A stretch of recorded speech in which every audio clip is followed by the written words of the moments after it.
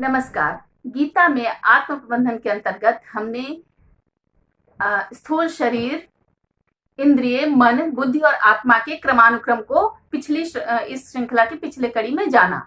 अब हम जानते हैं कि वह आत्मा किस तरह से इंद्रियों के माध्यम से भोग करती है, अर्थात आत्मा का क्या कार्य है, इसको जानना आवश्यक है, क्योंकि यह इसी के द्वारा इस क्रमानुक्रम का में यह निर्धारित होगा कि आत्मा वस्तुतः आत्मा का क्या स्थान है, आत्मा का स्वरूप क्या है। तो उसके संदर्भ में श्री कृष्ण ने गीता में अर्जुन को जो बताया है उसी का यहाँ उल्लेख होगा। उसी के संदर्भ में आत्म प्रबंधन विषय चर्चा की जाएगी। तो श्री कृष्ण ने गीता में कहा है आत्मा के संदर्भ में कि ममय वांशो जीवलोके जीवभूतः सनातनः मनः षष्ठानि इंद्रियाणि प्रकृति स्थानि कर्षति।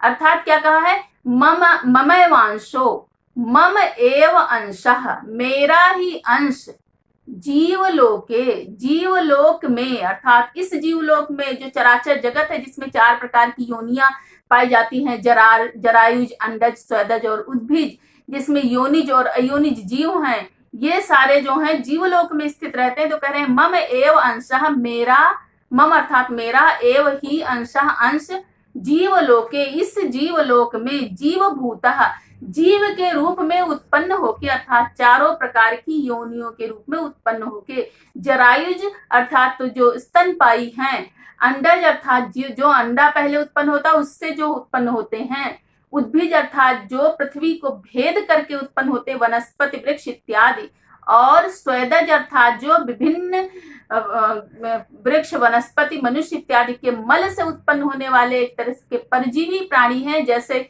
जूं है, जैसे विभिन्न प्रकार के माइकोराइजा इत्यादि हैं। इनको आप उस श्रेणी में रख सकते हैं। तो इस सभी प्रकार के जीवलोक में जीवभूतः, जीव के रूप में उत्पन्न होकर के सनातन अर्थात सदैव से हैं, नित्य हैं। यहाँ पर जीव को नित्य इसलिए कहा है क्योंकि आत्मा परमात्मा का अंश है और आत्मा कभी मरता नहीं है। आत्मा सदैव विद्यमान रहता, केवल वह शरीर परिवर्तन करता है। जिस तरह हम पुराने वस्त्र को छोड़ करके नया वस्त्र धारण करते हैं, उसी तरह आत्मा पुराने चोले को, पुराने शरीर को, जीर्ण शीर्ण शरीर को छोड़ करके एक नवीन शरीर धारण करता है। इसीलिए कहा गया यह लोक सनातन है, अर्थात आत्मा के संदर्भ में कि सदैव रहने वाला है। तो कह रहे हैं मम एव अंशः, मेरा ही अंश, जीवलोके, जीवलोक में, जीवभूतः, जीव के रूप में उत्पन्न होके, सनातना, सनातन है। मनः षष्ठानि इंद्रियाणि, मन सहित जो 6 इंद्रियां हैं, प्रकृति स्थानि कर्षति, उसको प्रकृति स्थानी अर्थात त्रिगुणात्मक जो माया है, उससे जो यह सृष्टि है, इसके विभिन्न तत्वों के प्रति खींचती है, आकर्षित करती है। अर्थात जो आत्मा है वह इंद्रियों के माध्यम से, मन के माध्यम से इस त्रिगुणात्मक सृष्टि में जो विभिन्न वासनात्मक वस्तुएं हैं, उनके प्रति इच्छा, अभिलाषा रखता है, उनके प्रति खींचता हुआ चला जाता है। तो यहाँ पर श्री कृष्ण अर्जुन को बता रहे हैं कि आत्मा किस प्रकार शरीर में रम जाता है, किस प्रकार इस सृष्टि में रम जाता है, और किस प्रकार से वह, चूंकि आत्मा परमात्मा का अंश है, नित्य है, फिर भी वह इस तरह का लौकिक, इस तरह का व्यवहार करने लगता है। पारमार्थिक जो व्यवहार है उससे किस तरह से वो इतर एक सामाजिक, एक लौकिक व्यवहार करने लगता है, यह बताया गया है। तो इसमें बताया गया है कि वह आत्मा जो, श्री कृष्ण कहते हैं अर्जुन से कि वह आत्मा मेरा ही अंश है और जीव के रूप में वह उत्पन्न होकर के इस जीवलोक में सनातन हमेशा है। और उसको क्या है, मन सहित जो 5 ज्ञानेंद्रियां और एक मन है, वो प्रकृति स्थान अर्थात त्रिगुणात्मक माया के द्वारा सृजित इस सृष्टि के विभिन्न विषयों के तरफ आकर्षति अर्थात खींच करके ले जाती हैं।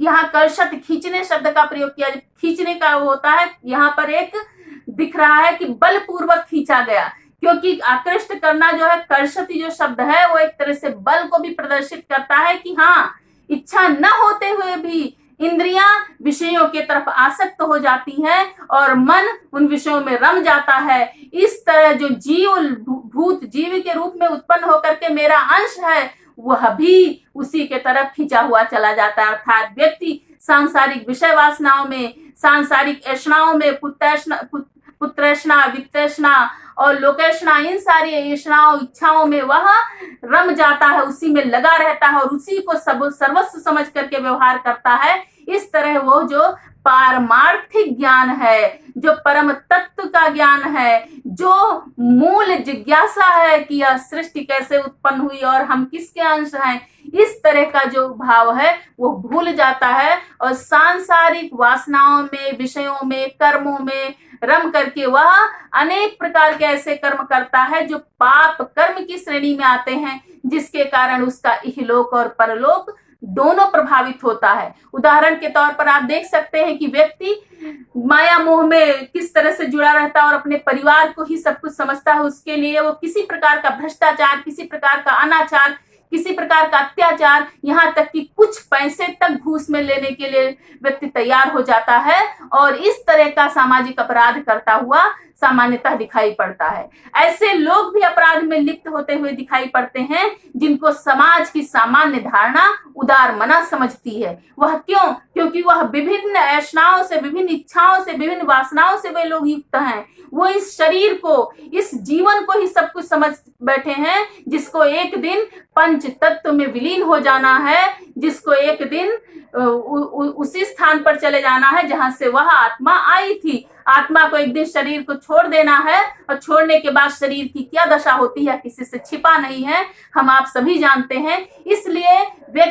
इसलिए एक आत्मा जो कि जीव भूत है, अर्थात जीव के रूप में इस जीवलोक में उत्पन्न हुई है, वो मन और पांचों इंद्रियों के द्वारा वो इस बात को भूल जाती है कि यह ईश्वर अंश जीव अविनाशी है, अर्थात ईश्वर का अंश यह जीव अविनाशी है, अर्थात यह आत्मा अविनाशी है, यह कभी मरती नहीं है, यह अजर अमर है, सनातन है, बस केवल यह अपना चोला त्यागती है। इसलिए उस चोले में, उस शरीर में बहुत अधिक आसक्ति नहीं रखनी चाहिए, क्योंकि वही आसक्ति पाप कर्मों के तरफ प्रवृत्त करती है और वही आसक्ति व्यक्ति से अत्याचार, अनाचार, सामाजिक अपराध कराती है। आज हम देखते हैं कि विभिन्न प्रकार के सामाजिक अपराध प्रतिदिन समाचार पत्रों में दिखाई देते हैं, जिसको करने वाले व्यक्ति के संदर्भ में यदि हम उनमें से किसी को जानते हैं तो हमें आश्चर्य होता है कि ऐसा व्यक्ति इस प्रकार के अपराध में किस तरह संलिप्त हो जाता है, किस तरह संलिप्त था।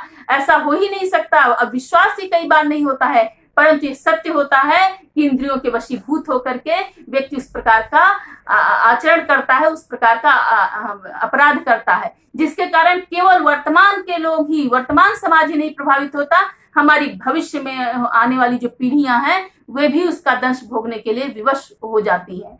क्यों? जैसे हम देख रहे हैं पर्यावरण प्रदूषण, जैसे अभी बहुत बड़ा एक वैश्विक संकट कोरोना नामक महामारी है, यह मानव जनित है, मानव के विभिन्न वासनाओं के द्वारा जनित है, क्योंकि इस तरह का अत्याचार, इस तरह का दुर्व्यवहार प्रकृति के साथ किया गया, उसका शोषण किया गया, उसका परिणाम है कि आज ऐसी स्थिति देखनी पड़ रही है कि सभी एक एक कोठरी में बंद हैं और सभी परस्पर अस्पृश्य जैसा व्यवहार कर रहे हैं। तो यह सब किसकी देन है? यह सब लोभ की देन है, लालच की देन है, तृष्णा की देन है, वासना की देन है, विषयों के प्रति आसक्ति की देन है। और इन सारे के प्रति आसक्त कौन होता है? इंद्रियां होती है। और इंद्रियां किसको हर ले जाती हैं? इन हरन्ति प्रसभम मनः, इंद्रियां बलपूर्वक मन को हर के लेकर चली जाती हैं और इन कार्यों में लगाती हैं। इस तरह परमात्मा का अंश आत्मा जो है, जो इस जीव के रूप में उत्पन्न हुआ है जीवलोक में, वह इन सारे कार्यों में लगा रहता है और अपना वास्तविक स्वरूप, अपना वास्तविक उद्देश्य, अपनी वास्तविक इच्छा और जिज्ञासा वह भूल जाता है